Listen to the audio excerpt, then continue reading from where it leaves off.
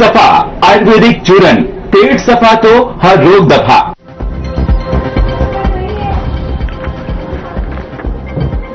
Bihar CM के शपथ ग्रहण में पहुंचे सीएम सैनी नीतीश कुमार को दी सीएम सैनी ने बधाई। प्रचंड बहुमत देने के लिए बिहार की जनता का जताया आभार। कांग्रेस सांसद दीपेंद्र हुड्डा का सरकार प्रवार, कहा किसान मजदूर विरोध पार्टी के बीजेपी लोगों की हक की लड़ाई लड़ने के लिए सड़कों पर उतरेगी कांग्रेस।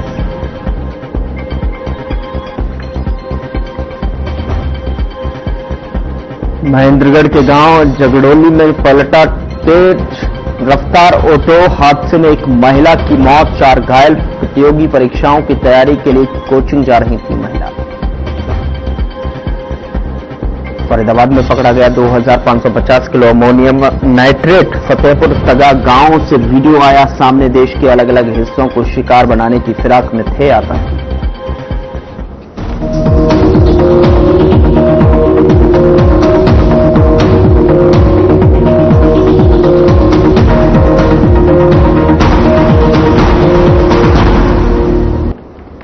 नमस्कार, मैं हूं आपके साथ गौरव राजेंद्र। बुलेटिन की शुरुआत करते हैं। बिहार में मुख्यमंत्री नीतीश कुमार के शपथ ग्रहण समारोह का आयोजन किया, जिसमें हरियाणा के मुख्यमंत्री नायब सिंह सैनी ने भी समारोह में शिरकत की। जहां इस दौरान सीएम सैनी ने बिहार के मुख्यमंत्री नीतीश कुमार को बधाई दी और कहा कि प्रधानमंत्री नरेंद्र मोदी और नीतीश कुमार के नेतृत्व में बिहार में फिर से नॉन स्टॉप सरकार बनी है।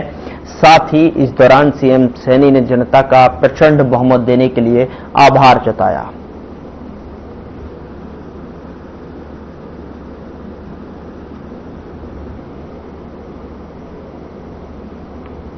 नरेंद्र मोदी जी और हमारे बिहार के लोकप्रिय मुख्यमंत्री नीतीश कुमार जी और बिहार की हमारी जनता, बिहार की मातृशक्ति, बिहार के सभी बुजुर्ग, सभी युवा साथी, मैं बिहार के जन जन को दिल से आभार प्रकट करना चाहूंगा, क्योंकि उन्होंने नॉन स्टॉप आदरणीय मोदी जी और नीतीश कुमार जी के नेतृत्व में प्रचंड बहुमत के साथ सरकार बनाई है। मैं सभी को बहुत बहुत बधाई और शुभकामनाएं। आदरणीय नरेंद्र मोदी जी और हमारे बिहार के लोकप्रिय मुख्यमंत्री नीतीश कुमार जी और बिहार की हमारी जनता, बिहार की मातृशक्ति,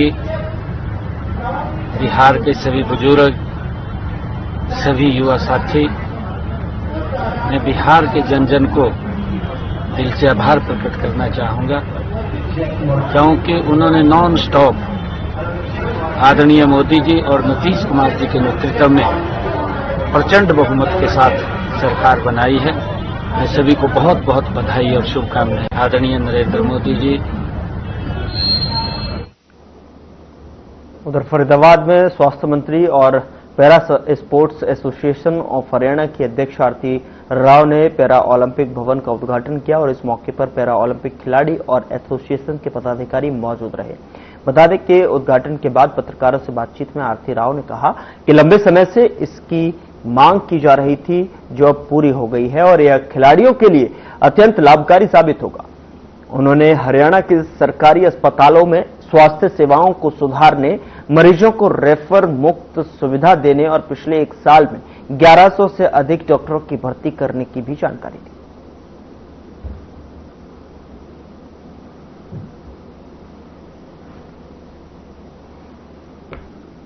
हमारे प्रेसिडेंट भारतीय जनता पार्टी के पलवल डिस्ट्रिक्ट के विपिन जी, हमारे बैंगलोर से आए Satyanarayan ji chairman PCI, colonel Amrik Singh director PCI, Giriraj ji अपने deputy director sports, Jyoti Kumar ji हमारे सेक्रेटरी पैरा स्पोर्ट्स, और यहाँ पे आए बाकी सभी पैरालंपिक हरियाणा के सभी मेंबरान और ऑफिशियल्स, जो रात दिन काम करते हैं। और यहाँ पे हमारे एथलीट जो हमारा नाम पूरे देश में ही नहीं सारी दुनिया में बिल्कुल मशहूर कर रहे हैं, और उनके परिवारजन आप सभी को मेरा नमस्कार। सबसे पहले I would like to thank the athletes very frankly, because अगर आप नहीं होते तो हम नहीं होते। और मैं जानती हूं कि एथलीट की दुनिया इतनी मुश्किल है। 18 साल मैंने भी इंडिया का रिप्रेजेंटेशन किया, 15 बार नेशनल चैंपियन रही हूं, मगर उस दौरान मुझे मालूम है कि कहां से कार्ड पीट के प्रैक्टिस की जाती थी।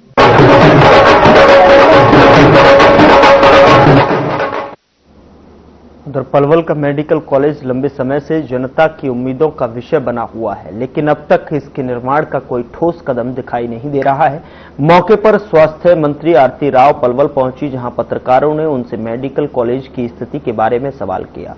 मंत्री ने हंसते हुए कहा कि अभी शिलान्यास का पत्थर ही लगेगा, तभी आगे की बातें की जा सकेंगी। स्वास्थ्य मंत्री ने कहा कि जिला स्वास्थ्य अधिकारी ने कार्यभार संभाल लिया है और उम्मीद है कि धीरे धीरे कमियां दूर होंगी। और इसी दौरान उन्होंने कांग्रेस पर भी तंज किया, कहा कि शोर मचाने से झूठ सच नहीं होता और हार स्वीकार करना जरूरी है। मंत्री ने अल-फलाह यूनिवर्सिटी के डॉक्टर के आतंकी गतिविधियों में शामिल पाए जाने पर भी चिंता जताई है। कहा है कि आने वाले समय में ऐसे किसी भी कॉलेज या यूनिवर्सिटी में आतंक को बढ़ावा नहीं दिया जाएगा, इससे जड़ से खत्म किया जाएगा।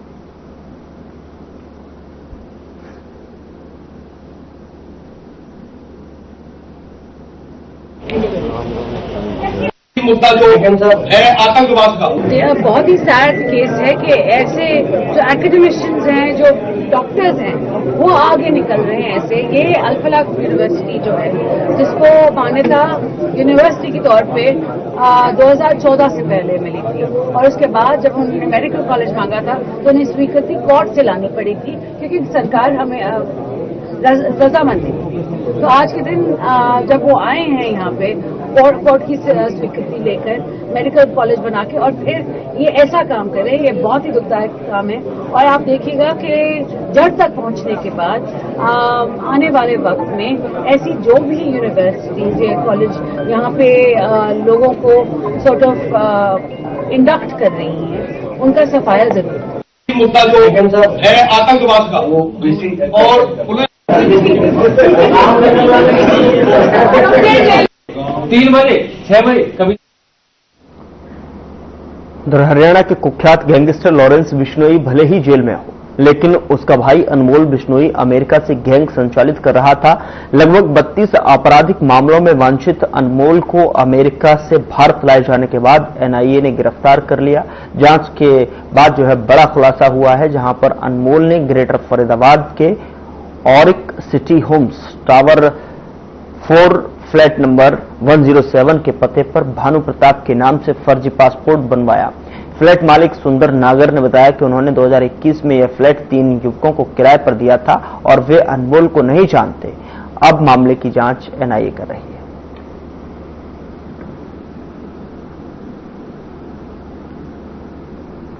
सर, ये 2021 में मैंने साहिल और आयुष और एक लड़का है आसिफ, मैंने इन 3 बंदों को दिया था। भानु प्रताप नाम के किसी शख्स को जानते हैं आप? नहीं जी, मैं नहीं जानता। तो आपको बता दें कि भानु प्रताप के नाम से कुलदीप जो लॉरेंस बिश्नोई है, उसका भाई अनमोल बिश्नोई, उसका जो पासपोर्ट पुलिस के हाथ में लगा है, वो आपके जो फ्लैट का एड्रेस है उस पर दिया गया है। इसके बारे में क्या कहेंगे आप? सर, मैं ना तो जानता हूं, मेरे ये बंदे रहे हैं जिसका मैंने एग्रीमेंट वेरिफिकेशन सारी चीज कराई थी। कहीं बीच में भी कई बार पुलिस वालों को दोबारा मुझे बुलाया गया है, तो मैं कहीं जब भी बुलाया उन्होंने मैं तभी गया हूं, और वो सारे डॉक्यूमेंट्स भी मैं उनको दे चुका हूं। ठीक है जी, और मैं ऐसे किसी बंदे को नहीं जानता, ना कभी रहा मेरे फ्लैट में। तो क्या माने कि जो ये पता जो दिखाया गया है भानु प्रताप के नाम से कुलदीप बिश्नोई, लॉरेंस बिश्नोई के भाई का, जो अनमोल बिश्नोई का उसका फोटो लगा हुआ, पूरी तरीके से नकली माना जाए, फर्जी? जी जी, बिल्कुल पूरा फर्जीवाड़ा है। किस तरीके से आप कहना चाहेंगे कि पुलिस को क्या करना चाहिए इस मामले में? देखो, आपके द्वारा मुझे पता लगा है कि उसको लेके आए, पकड़ के कहां से लेके आए, है ना। तो इसके बारे में तो मुझसे बेहतर क्या सबसे वही बता सकता है, उसने कैसे बनवाया मेरे एड्रेस पे या किसने बनवाया, कौन इसमें मिला हुआ है, जी उसी से पता किया जाए। मेरे कोऑपरेट की जहां जरूरत पड़ेगी पुलिस प्रशासन को या पत्रकार महोदय को, किसी को भी, तो मैं पूरा सहयोग करूंगा। और उधर पानीपत से दिल दहला देने वाली वारदात सामने आई है, जहां पर गंगाराम कॉलोनी के रहने वाले साधु कालू को मामूली कहासुनी की रंजिश में शक्तिनगर कॉलोनी निवासी आशीष उर्फ चेतन ने झुग्गी में आग लगाकर जिंदा जला दिया। गंभीर रूप से झुलसे साधु की दिल्ली के सफदरजंग अस्पताल में भर्ती कराया गया, जहां 4 दिन बाद उपचार के दौरान साधु की मौत हो गई।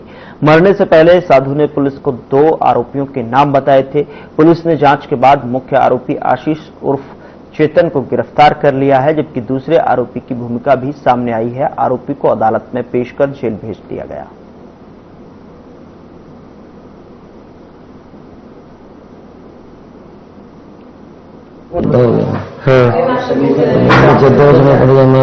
अंदर बढ़ गया, कुटिया में अंदर बढ़ गया, अपने बचाव खातर मैं पता नहीं, आग लगा दी ऊपर से। अच्छा, बाहर आग लगा दी, फिर उसके बाद बाज लिया, तो बाद सबसे ज्यादा आग होगी, फिर अंदर वो बाज गया, वो बाजी आग लगा कर हम और आशीष से कोड खोल कर मैं बाहर निकला था। दिनांक 5 तारीख की रात को 12 बजे हमारे पास स्टेशन मास्टर पानीपत की तरफ से मेमो आई थी कि वहाँ कच्ची फाटक के पास रेलवे जमीन में बड़ी झोपड़ी में आग लगी हुई है। जब मौके पर पहुंचा मैं अपने स्टाफ के साथ, तो आग लगी हुई थी और फायर ब्रिगेड आग को बुझा रही थी। तो वहां झोपड़ी के अंदर एक बाबा था, रहता था, साधु रह रहे थे, जो आग में झुलसे गए, जिसको वहां से 112 वाले पानीपत सिविल अस्पताल ले गया, वहां दाखिल करवाया, वहां से उसको रेफर किया, रोकता किया। उसके बाद वो सफदरजंग पहुंचा, वहां पर मैं पहुंचा, उसके बयान दिए, जिसमें बयान में अपने एक आदमी का नाम दिया था आशीष पुत्र चेतन, उसकी हमने तस्दीक की है। तस्दीक के बाद उसका नाम सामने आया है, जिस बार इसको गिरफ्तार किया गया है और मुकदमा दर्ज कर दिया है। पापा क्या हो गया? उधर फरीदाबाद के फतेहपुर तगा गांव में 2550 किलोग्राम अमोनियम नाइट्रेट बरामद किया गया, जिसका वीडियो सामने आया है। इसका खतरनाक जो है सामग्री को 50 कट्टों में कमरे के अंदर छिपा कर रखा गया था। जांच के बाद जो है सामने आया कि आतंकवादी इस अमोनियम नाइट्रेट का इस्तेमाल देश के विभिन्न हिस्सों में हमले करने के लिए करना चाहते थे। फरीदाबाद की अल-फलाह यूनिवर्सिटी में डॉक्टर मुजम्मिल, डॉक्टर शाहीन और डॉक्टर उमर मोहम्मद के नेतृत्व में ये आतंकवादी साजिश रच रहे थे और पुलिस ने मामले की गहन जांच शुरू कर दी है।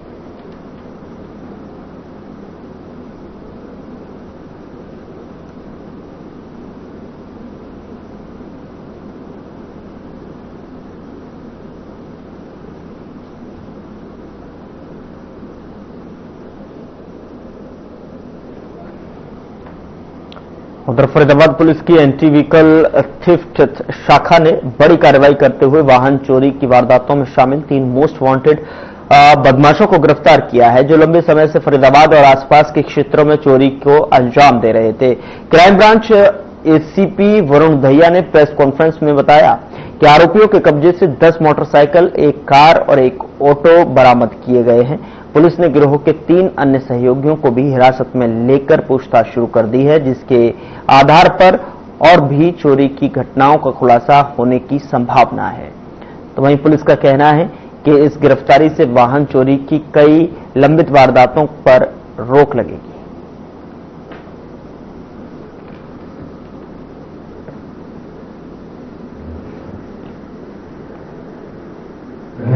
फरहान के ऊपर जो मुकदमा अभी सामने आए हैं, जो 10 तो व्हीकल हमारे सामने अभी बरामद हुए हैं, 2 कार बरामद हुई है, 1 सीएनजी ऑटो और 10 मोटरसाइकिल बरामद हुई है।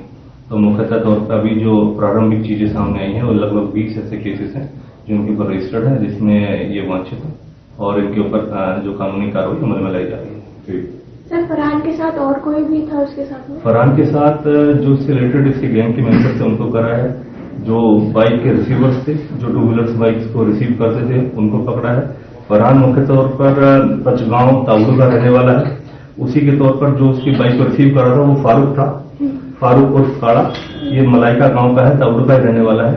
इसको भी हमने चोरी की बाइकों के साथ अरेस्ट करा है और अन्यथा इसका जो जीजा है जावेद, उसके ऊपर भी कार्रवाई अमल में लाई गई है अन्यथा इसके ऊपर साथ में एक अरबाज इसका साथी है जो इसी के साथ मिलके अन्यथा ऐसी अलग अलग जगहों पर बाइक चोरी की वारदातों को अंजाम दे रहे थे।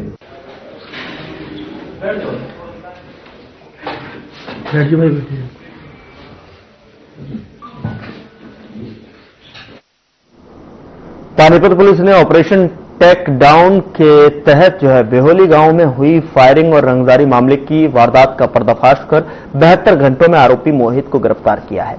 पुलिस अधीक्षक भूपेंद्र सिंह आईपीएस के नेतृत्व में और एएनसी टीम ने आरोपी को सोनीपत के बहालगढ़ रोड से पकड़ा है, जहां पर मोहित पर चोरी और जानलेवा हमले के मामले पहले भी दर्ज है और वह बेल पर बाहर था। घटना के बाद आरोपी ने पीड़ित को धमकी दी थी और पैसों की मांग की थी। पुलिस ने आरोपी को न्यायालय में पेश कर 6 दिन के लिए पुलिस रिमांड पर लिया है ताकि फरार आरोपियों और वारदात में इस्तेमाल बाइक और पिस्तौल को बरामद किया जा सके।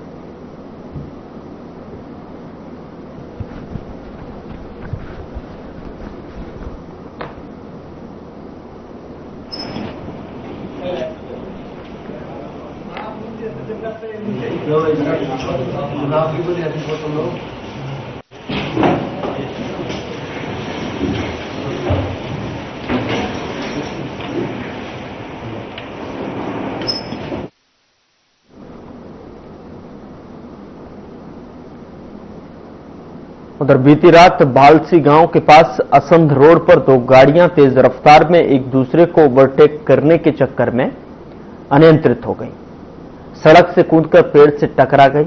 और दरअसल आपको बता दें कि हादसे में दोनों गाड़ियों के परखच्चे उड़ गए, एयरबैग भी फट गए। गनीमत रही कि गाड़ियों में बैठे दोनों चालकों को कोई चोट नहीं आई। पानीपत मॉडल टाउन निवासी वैगनार का चालक रितेश के मुताबिक वह सफीदों से अपनी ड्यूटी से लौट रहे थे, तभी एक तेज रफ्तार ऑल्टो ने ओवरटेक करते वक्त उनकी गाड़ी से टक्कर मार दी और बता दें कि जिससे दोनों गाड़ियां सड़क से उतरकर पेड़ से टकरा गई। घटना को देखकर मौके पर मौजूद लोग इसे चमत्कार मान रहे थे। पुलिस ने मामले की जांच शुरू कर दी है।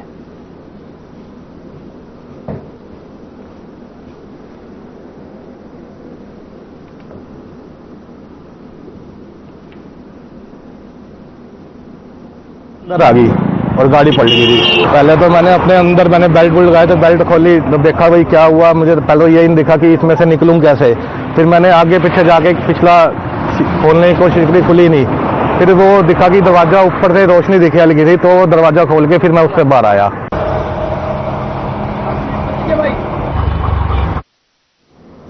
खबर गुरुग्राम से है, जहां फिल्म 120 बहादुर का मुद्दा अब हाईकोर्ट तक जा पहुंचा है। पंजाब एंड हरियाणा हाईकोर्ट ने अहीर समाज को राहत दी है। बता दें कि आखिरकार बॉलीवुड अभिनेता और प्रोड्यूसर को झुकना पड़ा। 2 महीने से जारी संघर्ष के बाद अब फिल्म 120 बहादुर को लेकर अदालत ने राहत दी है। फिल्म निर्माताओं ने कोर्ट में सहमति जताई कि फिल्म की शुरुआत में रेजांगला युद्ध के 114 अहीर शहीदों के नाम शामिल किए जाएंगे और फिल्म के अंत में शहीदों को श्रद्धांजलि दी जाएगी। बता दें कि अहीर समाज लगातार मांग कर रहा था कि फिल्म का नाम 120 बहादुर की जगह 120 वीर अहीर किया जाए। उनकी दलील थी कि 18 नवंबर 1962 को लद्दाख के रेजांगला पर 13वीं कुमाऊं रेजिमेंट यानी चार्ली कंपनी में तैनात 120 सैनिकों में से 114 अहीर थे, जिन्होंने मेजर शैतान सिंह के नेतृत्व में चीन की 3000 सैनिकों वाली टुकड़ी को पीछे हटने पर मजबूर कर दिया था। जब फिल्म निर्माता नाम बदलने को तैयार नहीं हुए तो अहीर प्रतिनिधियों ने पंजाब एवं हरियाणा हाईकोर्ट में याचिका दायर की। कोर्ट ने तुरंत 5 सदस्यीय कमेटी गठित की और 2 दिन में रिपोर्ट मांगी। अहीर समाज के प्रतिनिधि की माने तो जवाब में फिल्म निर्माताओं ने बताया कि उन्होंने अपना पक्ष दिल्ली हाईकोर्ट में पेश कर दिया है, जिसमें वीर अहीरों की शौर्य गाथा को सम्मानपूर्वक दिखाने पर सहमति बनी है।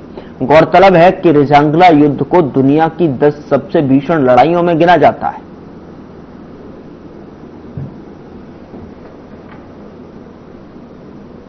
पीआईएल हमने पहले दायर करा कि 17 तारीख को उसकी सुनवाई थी। हमने 5-6 दिन पहले पीआईएल जारी करी थी तो 17 तारीख को उसकी सुनवाई थी चंडीगढ़ हाई कोर्ट में, पंजाब चंडीगढ़ हाई कोर्ट में, कि उसमें मजिस्ट्रेट साहब ने पूरा प्रॉपर तरीके से हमारा पक्ष सुनकर जो हमने उसमें तथ्य रखे गए थे, अकबर जो ये कह रहा है कि सच्ची घटना पर आधारित है और इस फिल्म का नाम चेंज होना चाहिए, उसको सुनवाई करके उन्होंने एक कमेटी बना दी थी ब्रिगेडियर फटिंग कमाऊ के नेतृत्व में कि भाई 2 दिन के अंदर इसकी रिपोर्ट आनी चाहिए।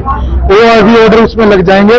कल हमारी दिल्ली हाईकोर्ट में भी तारीख थी जिसमें सरकार के वो लोग आए और उन्होंने अपनी तरफ से कहा कि भाई सेंसर बोर्ड द्वारा ये चीज मान ली गई है, अगर इनका नाम दिखाया जाएगा, इनका वो दिखाया जाएगा, पर उस चीज से हम संतुष्ट नहीं है क्योंकि पहले भी हमारे साथ ऐसी नाइंसाफी हुई है एक गाने के अंदर।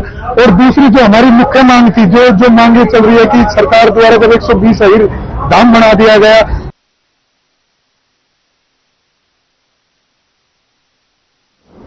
महेंद्रगढ़ के गांव जगडोली में एक तेज रफ्तार ऑटो अनियंत्रित होकर पलट गया। हादसे में एक महिला की मौके पर ही मौत हो गई जबकि 4 लोग घायल बताए जा रहे हैं। बता दें कि ऑटो में कुल 8 यात्री सवार थे। हादसे के बाद ऑटो चालक फरार हो गया है। मृतका महेंद्रगढ़ में प्रतियोगी परीक्षाओं की तैयारी कर रही थी। हादसे के बाद लोगों ने पुलिस को मामले की सूचना दी। साथ ही घायलों को इलाज के लिए नागरिक अस्पताल पहुंचाया गया है।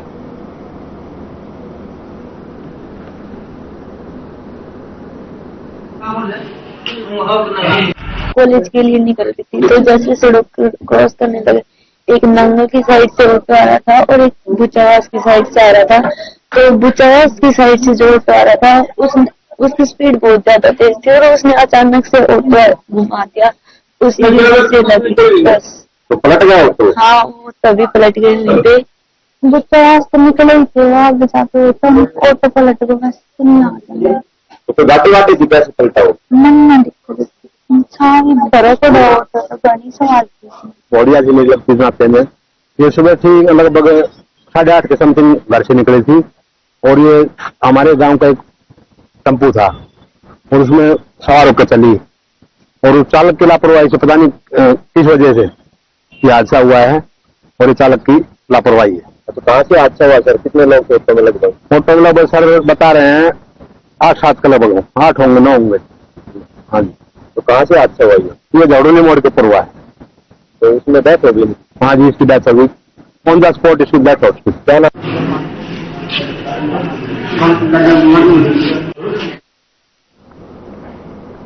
यमुनानगर जिले की साडौरा विधानसभा की गांव जैतपुर में हाल बदहाल है।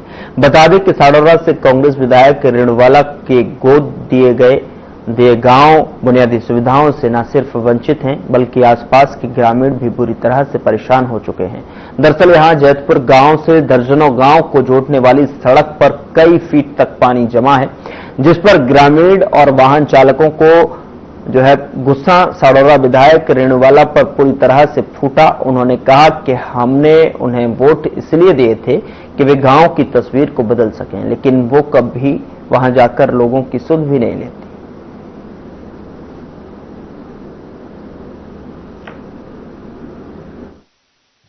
सुंदरपुर से ये जैतपुर के पास जगह पड़ता है पिछला। हाँ, तो ये रास्ता कितने गांव में लगता रास्ता है? कितने गांव इस रास्ते में लगता है? नहीं सर, रास्ते में तो बहुत से गाँव लग रहे हैं। तो ये कितने दिन से इस तरह के हालात है? भाई अब तो बचपन से देख रहे हैं, बचपन से। हाँ, 15-20 साल से हम भी देख रहे भाई। तो कौन से हल्के में पड़ा जी? ये सड़े हल्के में पड़ा। यहाँ की विधायक कौन है? रेणुवाला जी। हाँ जी। यहाँ पर इसके फिलहाल बुलेटिन में इतना ही। नमस्कार।